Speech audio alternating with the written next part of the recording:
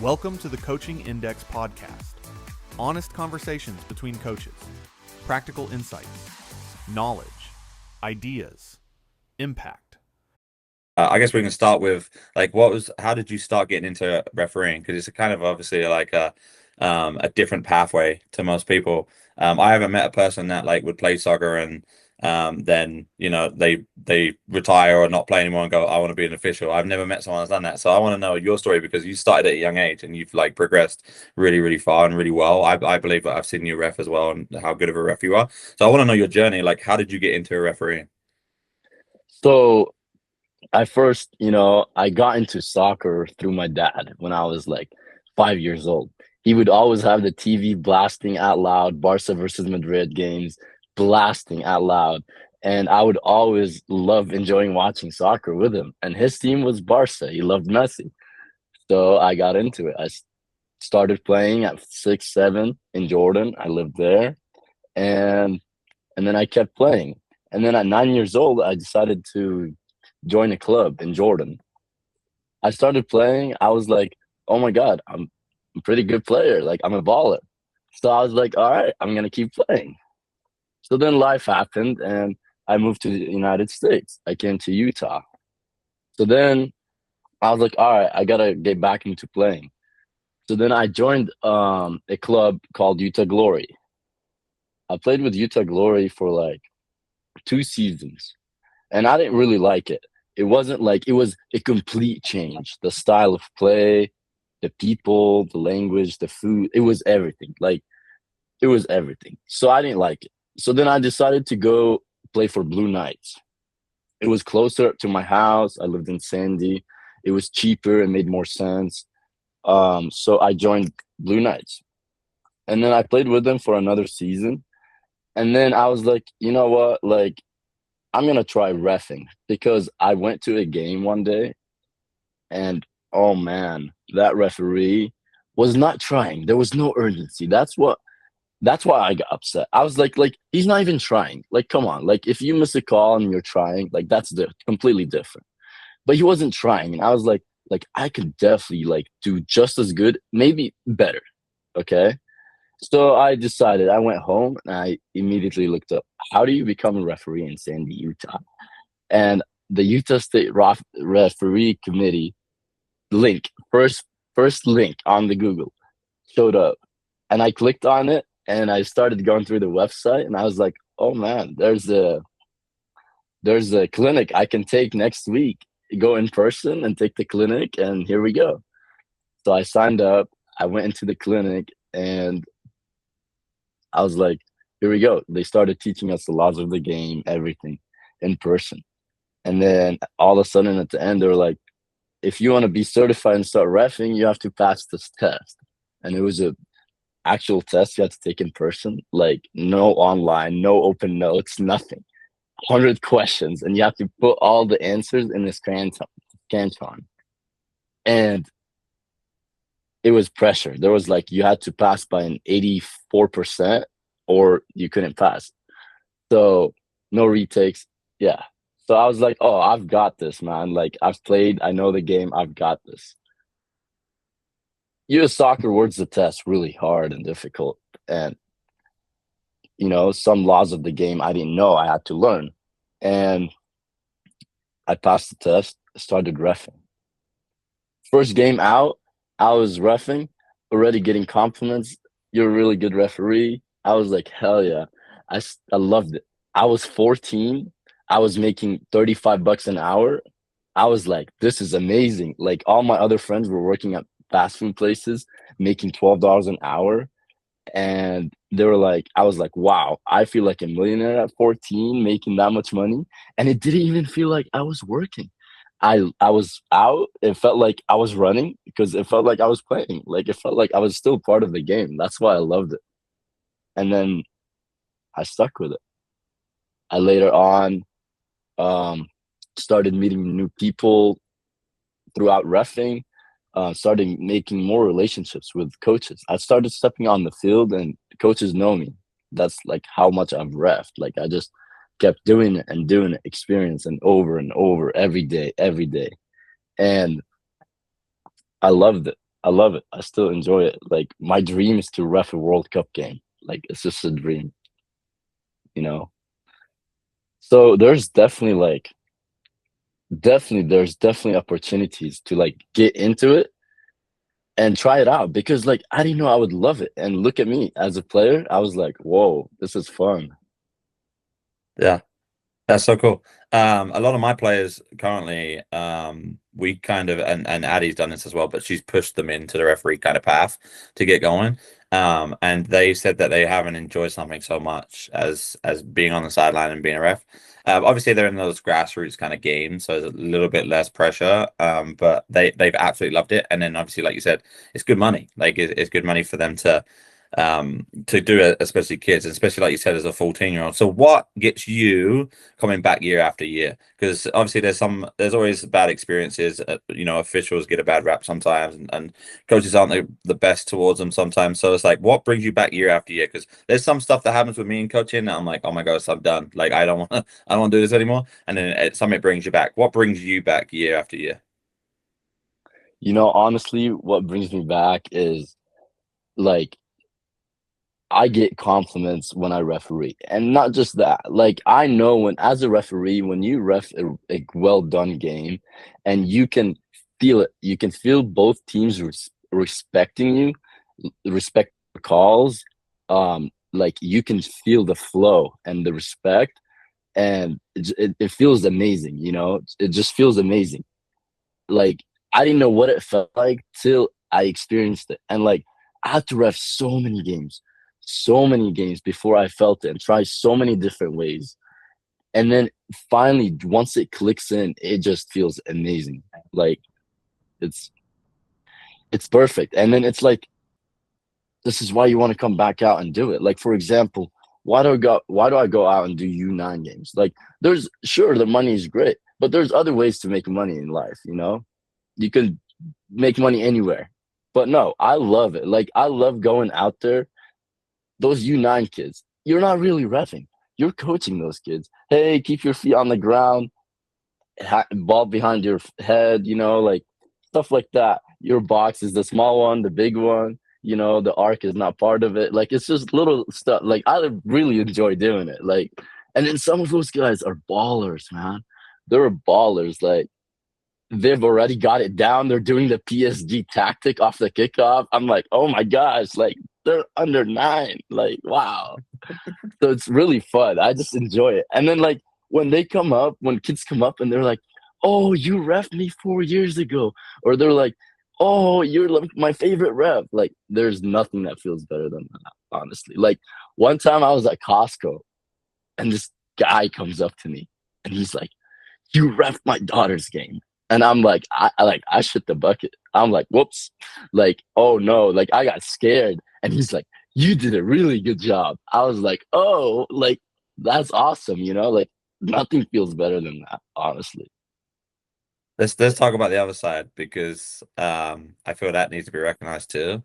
Um, how does it feel after a maybe I don't want to say a poor game, but it's like maybe a game you walk off the field and you're like, I feel like I didn't officiate that well. I made a bad decision here. Like, what are some things that goes through your mind at that point after those games? You see, that happens to all of us, even the greatest. We still miss calls. I do all the time. But my biggest advice that someone's given me is your next decision is more important than the last one. So you need to forget it immediately. If it's still in your head, you're gonna mess up more calls and calls and calls. You have to instantly forget it and just move on. Because if you think about it, we make a decision every 3-4 seconds as referees. Someone bumps someone, we're making a decision. Throw-ins, we're making a decision. Tackles, we're making decisions. I mean, let's talk about the U9 games. You're looking at the foul, and then at the same time, you're trying to look at the kick point to see offsides. So there's a lot going on.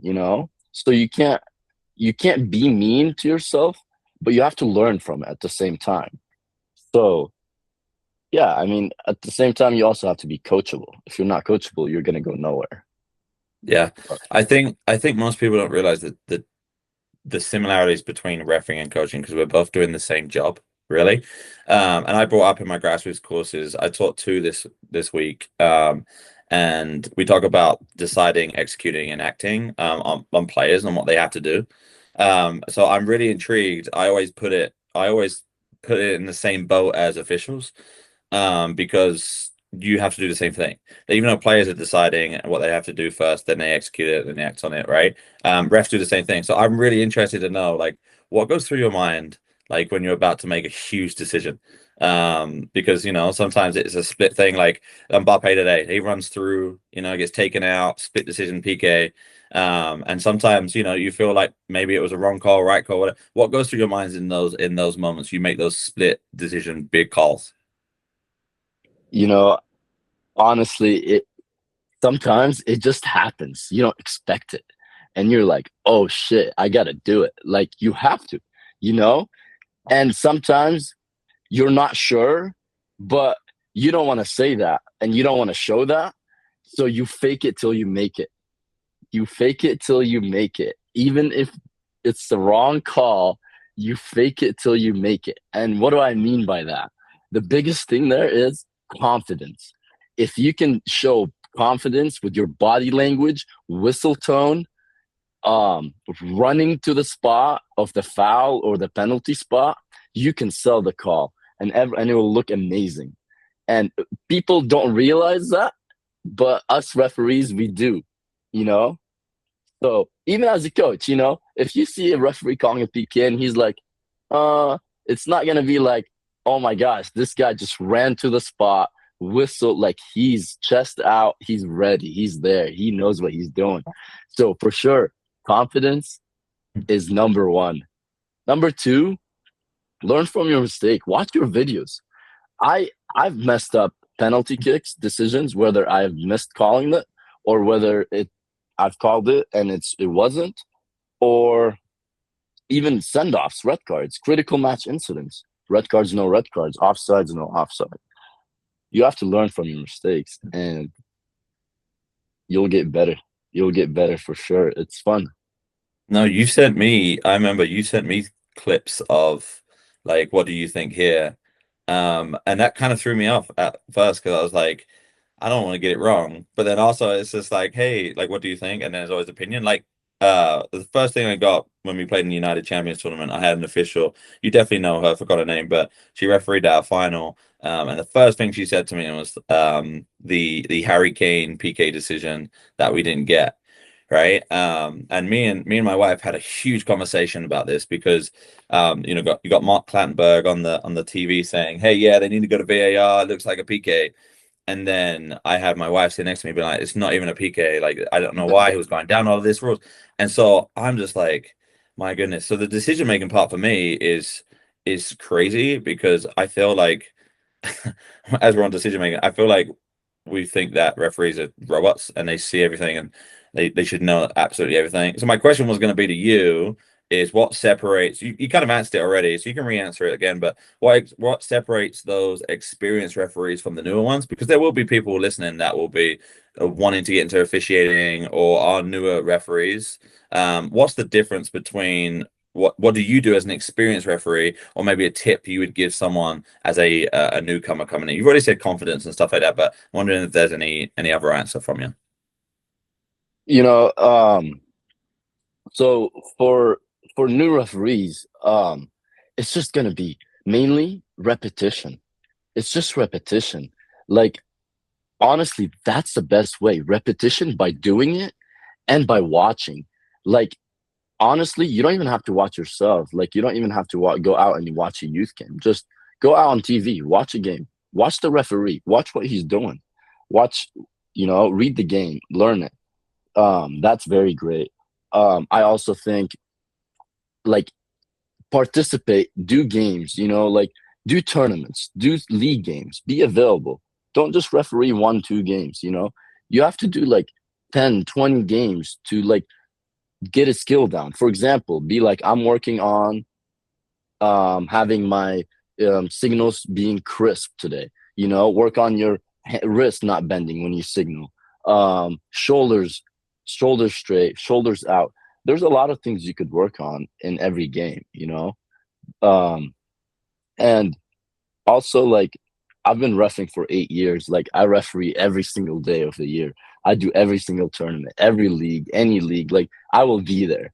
I'll just enjoy the game. So it comes with experience. You can't sit here and compare yourself to people that have been doing this for years. It's just, you can't, we all start somewhere. And, some people have an advantage. Some people are just a little better than the others. Some people need to work on some other things. So just focus on yourself. Don't compare yourself to others.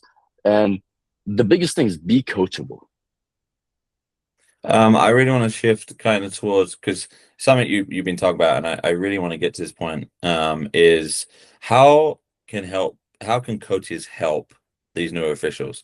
I'll do an example. So I played a game, it was probably 5, 6 years ago now, but it was a game. I won't say the club teams, whatever, but we had an official, we had two really young officials, I'd say around 14 when you started. Two really young officials. The center referee didn't turn up. And one of the younger officials was like, I'm going to take the game as the center, but I've never done a game before. So give me some leeway, kind of help me out here. And we're like, we got it, we got it, we got it. The other sideline, meaning the coach, made the referee cry in the game. She curled up in a ball after a call she made, which was absolutely amazing, an indirect free kick call, which I think is probably one of the rules that most parents don't even understand or know ahead of time. She made a great call where basically she called a indirect free kick that it was young as 5 years ago, so it was probably around U10, U11 age. Kid just kicked it in the goal, right? There was no one that touched it beforehand. And so she was like, pulled it back, and they're all freaking out. No, it's a goal, it's a goal.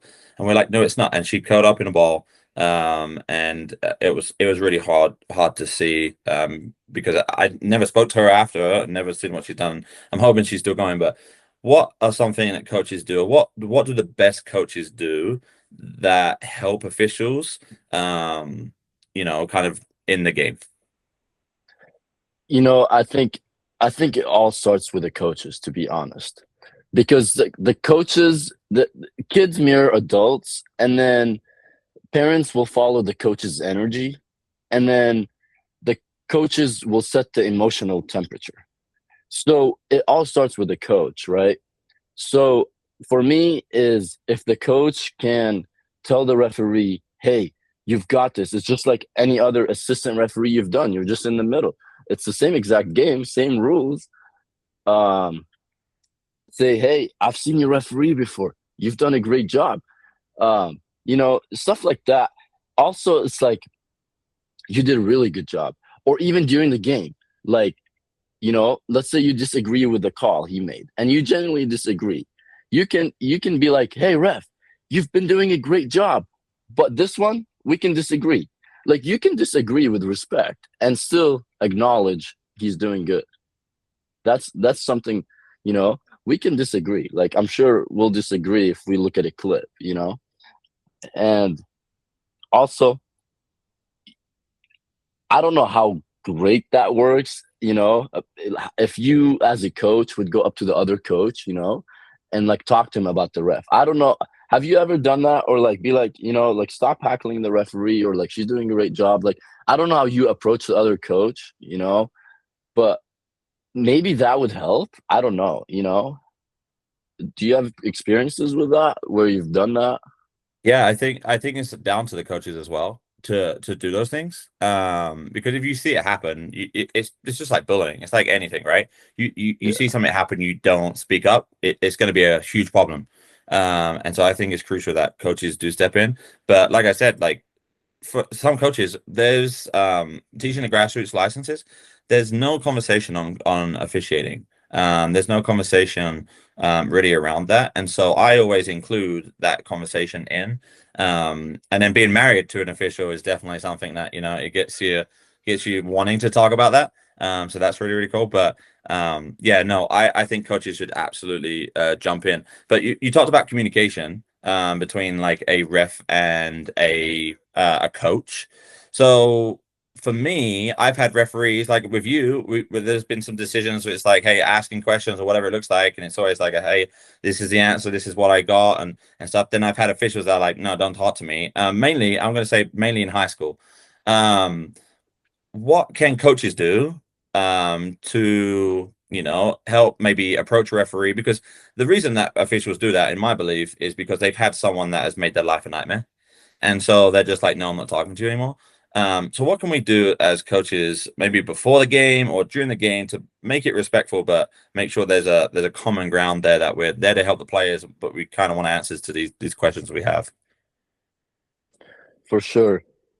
So now also we want to clarify that coaches are actually asking questions, because a lot of times coaches are like, hey, I'm asking a question, but it's really not a question. It's an insult. That's how that it's an insult. It'll be like, that foul is just like the same one on that side. Like, that's not a question, And if a coach wants to start out a conversation with me like that, like, honestly, that's not a question. We're not going to go anywhere there. I can already tell from how it started, Some common grounds that I say, I'll be like, hey, coach, I can give you an explanation. We might not agree, but I'll give you an explanation,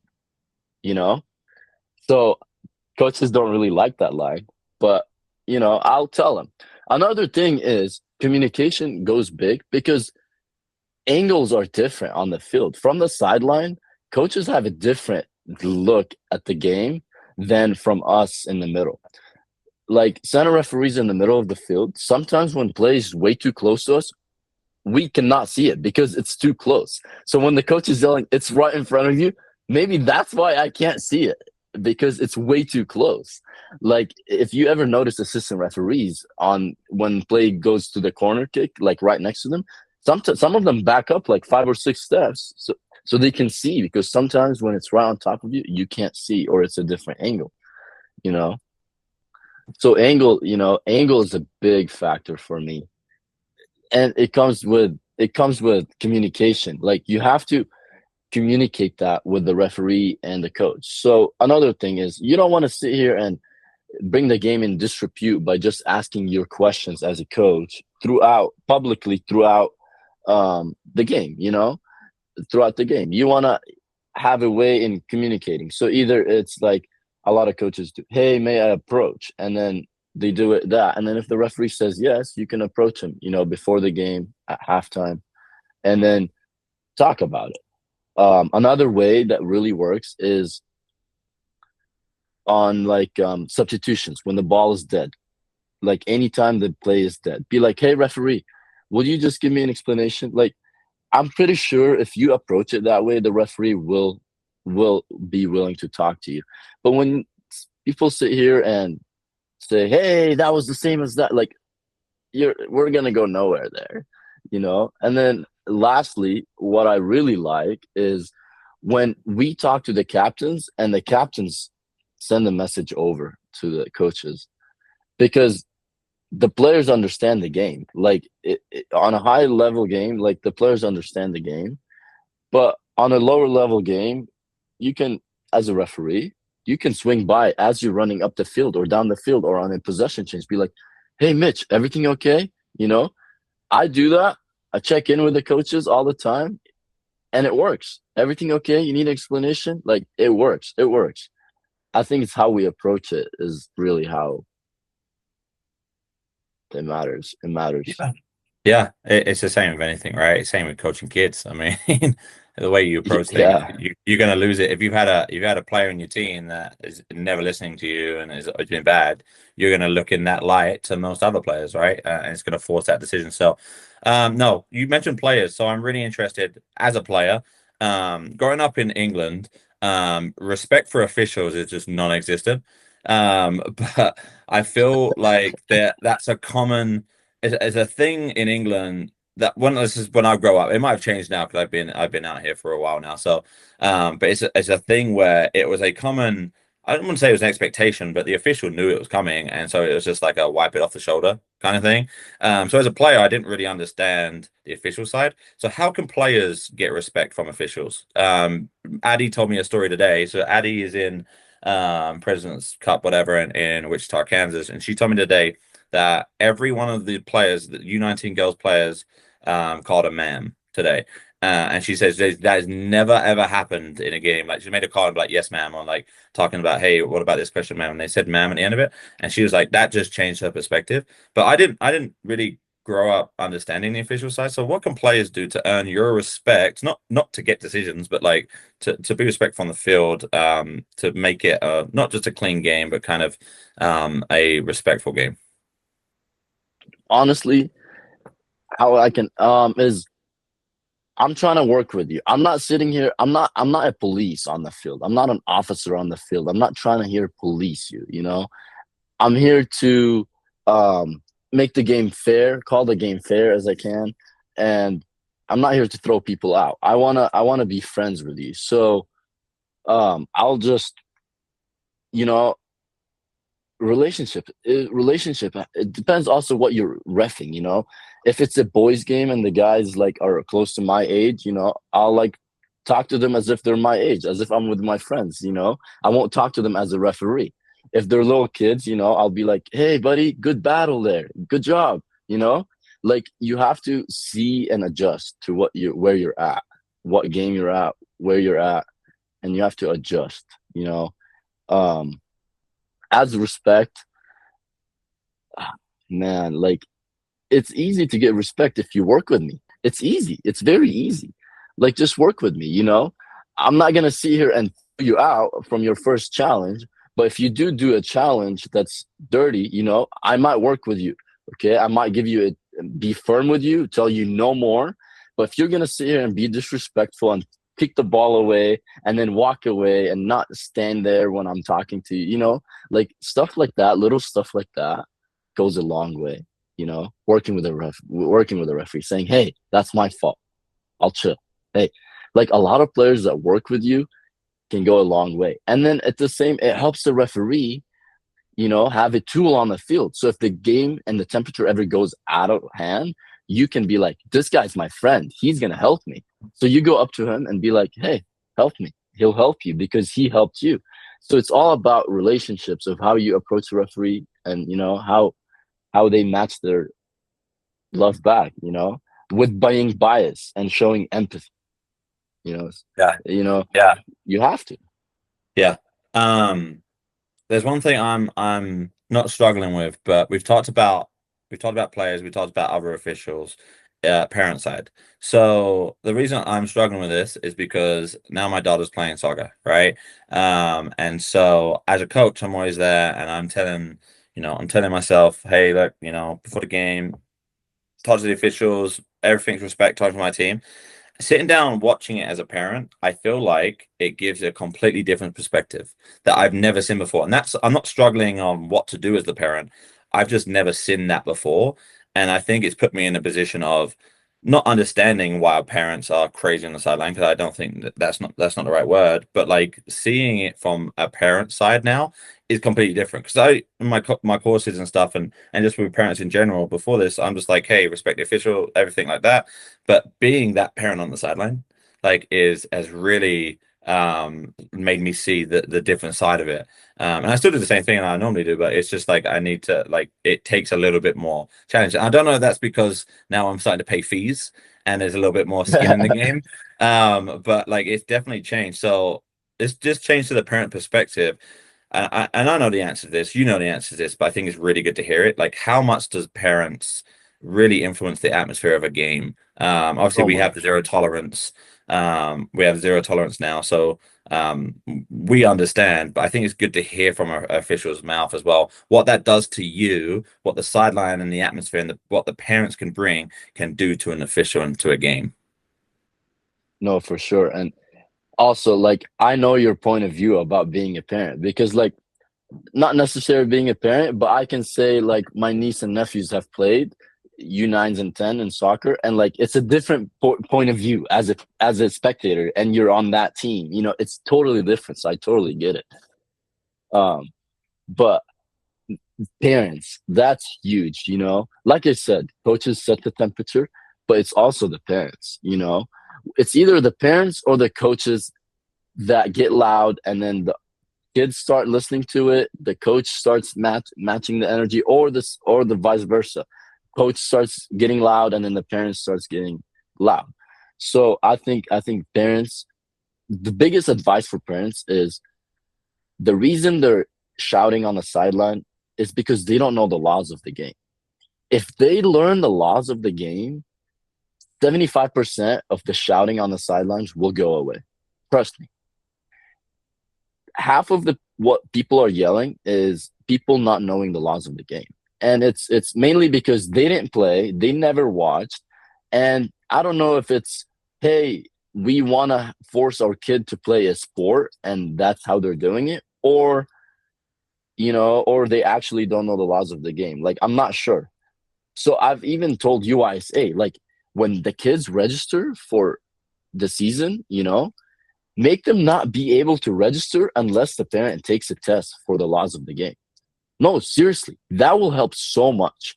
Because, like, you see here, like, for example, some of the shouting we hear, they can't play on the ground. Who said a player can play on the ground as long as it's not dangerous? Okay, let's clarify that. So, like, stuff like that, like, it'll help. And then also, let's see here. When you have 10 families on the sideline, and every family has 5 people, that's 100 people on the sideline, plus the coach, plus 9 players on the field, and then the same thing on the other end. So now you have about 300 people yelling and screaming, and it's a U9 game. And me, as the referee, I get annoyed by that, because when you're reffing a U9, U10, you're sitting here trying to tell the kid, hey, it's black ball, and they don't even know who to listen to. Their parent is yelling, the coach is yelling, the referee is telling them what to do, and their kid is yelling, their teammate is yelling. So it's like, if they would just stop and I would rather have it silent sidelines and let the kid figure it out. Let the left back pass it to the middle. Let him make that mistake. Let him do those mistakes. Don't sit here and yell at him, not to the middle. Let him do those mistakes. Let's see what happens, Let them learn from it. And I think it will go a long way. I think development will be better.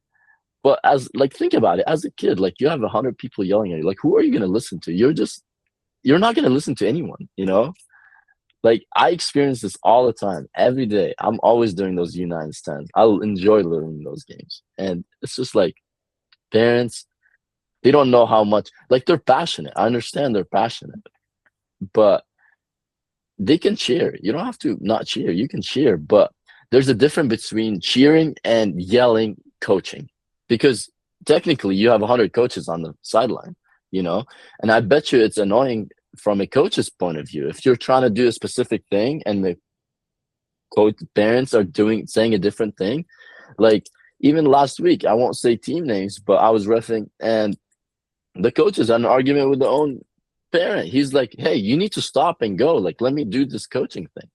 Because I think parents are just way too excited about it, way too emotional.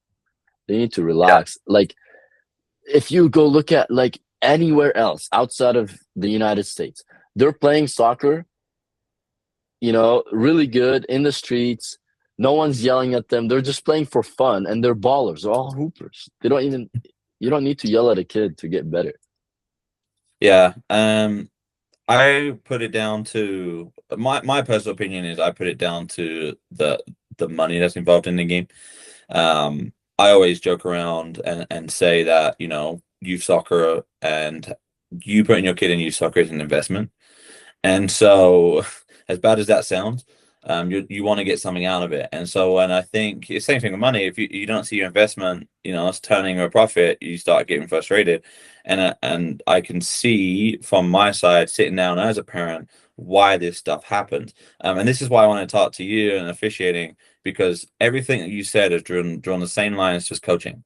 It's like refereeing and coaching is not much different. You just talked about, hey, look, the players don't know who to hear. When you're telling them the things, they don't understand a simple command of, like, black ball. They don't even know what color jersey they are. So how are we as coaches meant to tell them, hey, this is what we're doing, I need you to move here, when you've got parents shouting, they don't understand black ball. So that's why I really wanted to have this conversation.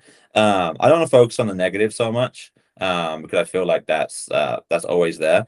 And I want to focus on positive. So what are some things that parents can do on the sideline to help other than just shut up? Because obviously that's one thing, but telling parents to be quiet, I think as an adult is very insulting. So I feel like you want to say some things, but what are some things that parents can do? My favorite video, by the way, I've ever seen was it was a boy about 9, 10 years old. He's dribbling down the line.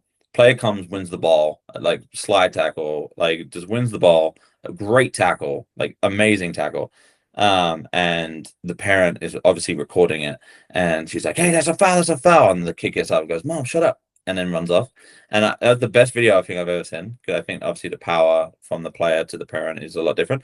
But what are some examples of what can parents do to make the game easier for you, but to help with the atmosphere of youth soccer?